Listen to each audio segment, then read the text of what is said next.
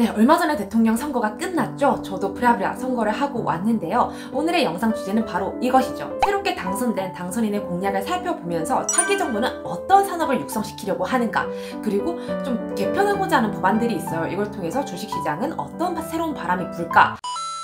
저는 정치랑 경제는 절대 뗄래야 뗄 수 없는 관계라고 생각을 합니다. 국가도 어떻게 보면 하나의 커다란 기업이거든요.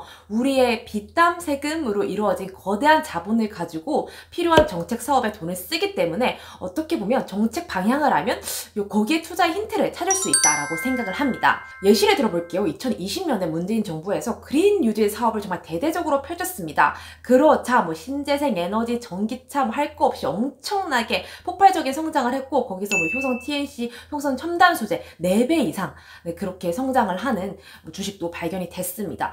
또 더 옛날로 가볼까요? 전 이명박 대통령 시절에는 정부 주도 수출 강국이라는 정책 하에 반도체, 화학, 그리고 차, 이런 주식들이 엄청나게 또 성장을 한 것을 우리가 볼 수 있었어요. 자, 즉 정부에서 밀어주는 산업이라는 것은 바로 성장 산업, 시장에서 파일을 넓혀주겠다라고 보장을 해준다는 거잖아요. 그리고 이 정책이라는 것은 1년 하고 끝나는 게 아니라 조금 오래 두고 하는 경우가 있어요. 그렇기 때문에 우리가 투자를 할 때 단기가 아니라 중장기로 볼 수 있어서 올해 초보 투자자분들에게는 정책의 방향을 공부하는 것도 정말 큰 도움이 될 거라고 생각을 합니다. 첫 번째는 바로 원자력 산업입니다.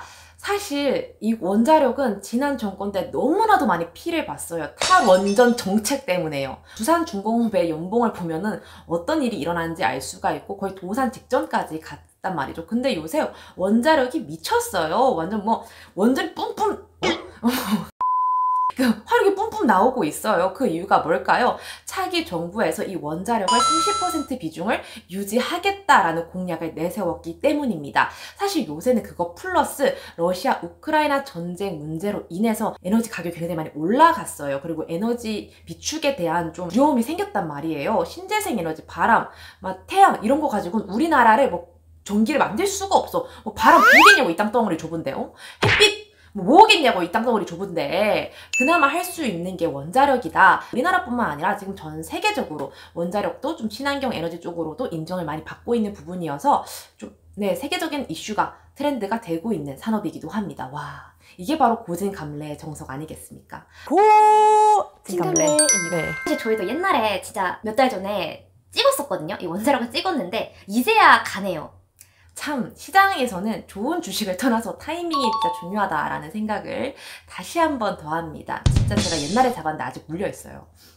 그래서 그럼 원자력을 다 투자하냐, 그건 아니고요. 공약을 살펴보면요, 소형 원자로인 SML의 기술 개발 지원을 하겠다라는 걸 보고 있거든요. 그래서 이 소형 원자로를 하고 있는 한진기술, 또 하고자 하는 일진파워, 보성화학텍, 그 다음에 다른 미국과 또 합작을 하고 있는 두산중공업, 이런 기업들은 당연히 제일 먼저 관심을 받을 수밖에 없겠죠. 그리고 좀 많이 원자력이 힘들었잖아요. 그 중에 어떻게든 사업을 잘 꾸려서 영업이익이 나오고 있는 회사들은 여러분들이 좀 집중해도 좋을 것 같습니다. 두 번째 산업은 바로 국방산업입니다. 국방산업에 있어서 당선인이 조금 구체적인 공약을 내세웠기 때문에 제가 눈여겨봤는데요. 바로 한국의 아이언돔 설치입니다. 보통 우리가 영화에서 보면은 적군에서 미사일이 날라와요. 그러면 우리도 그냥 하나가 날라. 여기서 맞아서 터져서 없어져. 이게 보통의 방식인데, 아이언돔 같은 경우는 적군이 미사일이 날라오면 이 서라운드로 도명식으로 여러 쪽에서 날라와서 얘를 집중 포획하는 겁니다.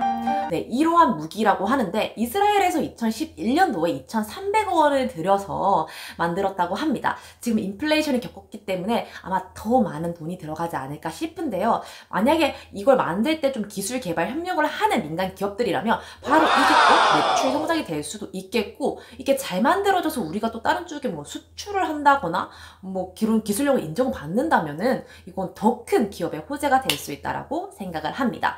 보니까 우리나라가 꽤나 기술이 좋은 나라더라고요. K9 자주포가 베스트셀러라고 하는데 그 기아차가 아니에요. K9과 그다음에 탱크, 장갑차 이런 것도 수출을 조금씩 하고 있는 걸로 알고 있습니다. 근데 하고 있는 회사가 안타깝게도 상장이 안 돼 있어. 하나 디펜스라는 회사인데 그러면 어떻게 투자를 해 하고 봤더니 모회사가 하나 에어로스페이스예요. 그래서 하나 디펜스의 호재는 하나 에어로스페이스의 호재긴 하지만 워낙 하나 에어로스페이스는 안에 많은 것들이 있어서 이 디펜스의 호재가 뭐 100% 작용이 되지는 않는 것 같더라고요. 이 점은 조금 아쉬운 것 같아요. 그래서 아까 말씀드렸던 한국의 아이언돔 같은 경우는 관련된 기술을 개발을 하는 쪽이 LIG 넥스원, 네, 이 정도 있는 것 같습니다. 근데 사실 국방산업 같은 경우는 대부분을 국가 정부 기관에서, 뭐, 연구기관에서 하고, 민간 개발사들은 좀 협력하는 그런, 입장으로 하는 거기 때문에, 뭐, 엄청나게 투자금을 받는다. 이거는 좀 힘들지 않을까라고 보고는 있습니다. 그리고 이 국방산업 같은 경우는요, 얘랑 같이 가는 산업이거든요. 사실 바로 항공우주입니다. 로켓에서 탄두 달면은 미사일이고요. 미사일에서 탄두 빼면은 로켓이에요. 그럼 둘은 거의 같은 거를 만드는 거나 다름없다라고 생각을 하거든요. 그리고 이번 당선인의 경우도 이 항공우주랑 국방산업을 좀 연합해가지고 같이 키우려는 그런 계획을 갖고 있는 것 같아요. 보면은 경상남도에 이미 카이가 있거든요. 근데 지금 대전에 있는 한국항공우주청을 갖다가 경상남도 사천으로 이전을 할 거다라고 계획을 좀 세우려고 하고 있더라고요. 이게 뭐냐? 경상남도의 이 부분을 통해서 둘이 같이 으쌰으쌰해서 협력해서 만들어 봐라. 이런 거를 조금 하려는 계획을 보고 있는 것 같습니다. 우리가 사실 이제 국방 같은 경우는 좀 테마주로 인식하는 경향이 되게 많아요. 북한에서 뭔 일 터지면 상가 갔다가 화해할 때 그러면 상가 갔다가 이렇게 왔다 갔다 하기 때문에 좀 많이 좀 위험한 주식이라고 저도 생각을 했는데요. 그런데 이렇게 정부에서 아니, 우리는 국방 산업을 진짜 제대로 오랫동안 지원을 할 거고 우리 국력은 국방이다 라고 대대적으로 지원을 한다면 이건 더 이상 테마 산업이 아니라 성장 산업으로서 네, 가치가 있어질 거라고 저는 보고 있습니다. 이번 러시아랑 우크라이나 사태를 보더라도 저는 되게 평화주의자거든요, 사실. 야, 왜? 뭐? 근데 이 평화를 지키려면 오히려 더 힘이 필요하겠구나라는 걸 깨달았어. 내가 힘이 세, 내가 마동석이야. 그럼 누가 나한테 시비 걸겠어요? 안 걸지. 예. 어쨌든 이런 걸 봤을 때 우리 자국민들의 안전과 우리 국력을 위해서라도 국방 산업은 제대로 좀 지원을 해줘야 되지 않을까 하고 저도 보고 있습니다. 세 번째는 바로 좀 첨단 산업 육성인데요. 이게 되게 뭉뚱그려졌긴 했는데 여러 가지가 안에 들어가 있어요. 아, 드디어 네, 고생 많았습니다. 네이버, 카카오. 이 플랫폼에 대한 규제를 살짝 완화하고자 합니다. 우리 플랫폼 같은 경우가 알고리즘이 좀 무섭잖아요. 네이버 좀만 보면 나 이거 좋아하는 거 알지? 하고 AI 아이템 추천해 주잖아요. 카카오 마찬가지고. 그래서 이런 거에 대해서 우리가 옛날에는 조금 사생활 침해 아닌가 했는데 아니 조금 규제 완화해줄게. 플랫폼 너네 사업하는 거니까 이건 조금 봐줄게 하는 그런 뭐 기조를 펼쳤어요. 이거 완벽하게 법으로 나오면 완전 땅땅땅인데 그건 아니고 진짜 긍정적인 시그널을 보냈다. 이 정도입니다. 그것만으로도 바로 네이버가 엄청 올라가는 걸 보면은 되게 이 네이버가 플랫폼 규제 때문에 많이 힘들었던 것을 볼 수가 있어요. 세 번째는 NFT, 가상자산에 대해서도 당선인들은 좀 긍정적인 반응을 보였다고 하는데요. 사실 NFT는 이게 뭐 가치가, 효용 가치가 있어? 라고 하고 있지만 이미 거래가 되고 있고 투자 자산은 뭐 어디로 어떻게 흘러갈지 몰라요. 뭐 10년 전에는 뭐 비트코인이 이렇게 흥할 줄 알았겠습니까? 10년 뒤에는 또 NFT가 또 어떻게 성장할지도 모르고 뭐 망할 수도 있겠지만 어쨌든 그런 가상 자산에 대해서 긍정적인 시간을 받아들이고 있기 때문에 NFT를 적극적으로 활용하는 기업들에게는 꽤나 또 호재가 될 수 있겠죠. 사실 그 외에도 많아요. 뭐 민간 아파트 공급을 125만 호 이상 늘리겠다. 그럼 건설사 입장에서는 좋죠. 그 다음에 뭐 지화화 고속도로 하겠다. 지화화와 관련된 또 기술주들은, 건설 기술주들은 또 좋겠죠. 근데 이게 현실화가 될지 모르거든요. 만약에 이게 현실화가 안 되고 그냥 지나가던 공약이면 단기 수혜주에서 끝나요. 그냥 진짜 정책 테마주에서 끝난단 말이에요. 그렇기 때문에 우리는 뭘 계속 눈여겨봐야 되냐? 요거. 네.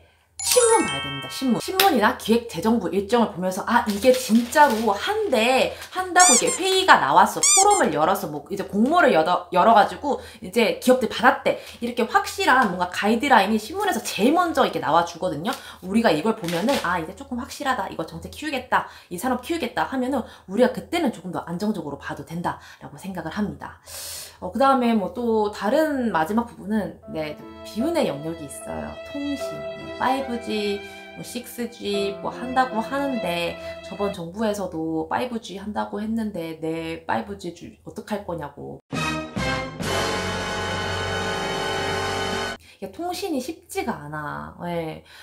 이거를 다 교체하는 것도 힘들고 뭐만 하면 5G, 뭐네 별 아이들이 너무 많아가지고 뭐 무조건 저희가 자율주행으로 가려면은 5G, 6G가 무조건 가야 되거든요. 우리가 AI 기기로 바꾸려면 시기가 아까도 말씀드렸듯이 타이밍이 정말 중요하다고 하잖아요. 그 타이밍을 맞추기가 정말 어렵다는 거예요. 한순간에 확 바뀌어 버릴지 아니면은 미룰지 그 점을 모르기 때문에 저는 제가 좀 실패를 했던 통신 부분에 대해서는 살짝 조금 거리두기 하면서 보고 있습니다. 지금 당선인의 공약을 살펴보면 살짝 기업 친화적인 입장을 내비치고 있고요. 이거는 우리 주주들 입장에서 나쁘지 않습니다. 뿐만 아니라 공매도의 서킷 브레이크 적용, 그 다음에 주식 양도세 폐지 등을 통해서 주주들의 세금도 좀 세제를 감면해주는 그런 공약을 내세워서 조금 더 활성화시키려는 그런 공약들을 내세우는 것을 볼 수가 있습니다. 뭐 그렇다고 이제 주식 막 달려가냐? 이건 확신할 수 없어요. 오히려 규제를 적극적으로 했던 지난 정권에서 주식시장과 부동산 시장이 어떻게 되는지 아셨지 않습니까? 청개구리 효과라고 하지 말라니까 더 하고 싶은 게 있고요.